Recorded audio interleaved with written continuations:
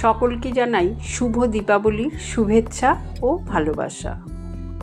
এই দীপাবলিতে পরিবারের সকলকে মিষ্টিমুখ করানোর জন্য বানিয়ে ফেললাম রাইস ক্ষীর।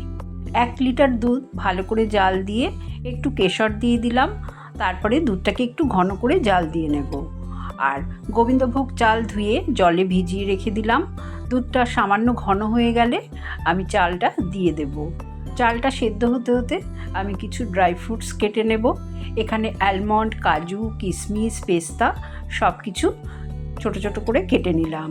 এদিকে আমার চালটাও সেদ্ধ হয়ে গেছে। চালটা কিন্তু খুব ভালোভাবে সেদ্ধ হতে হবে। তারপরে পরিমাণ মতন চিনি দিয়ে দিলাম। খুব ভালো করে যখন একদম চালটা ঘেটে ঘেটে ক্ষীরের মতন হয়ে যাবে, তখন ওপর থেকে কিছুটা ড্রাই ফ্রুটস আর ছোটো এলাচ গুঁড়ো করে দিয়ে দিলাম। নামিয়ে ঠান্ডা হলে ওপর থেকে আবারও ড্রাই ফ্রুটস দিয়ে সাজিয়ে ফেললাম। রাইস ক্ষীরের রেসিপি ভালো লাগলে লাইক করো।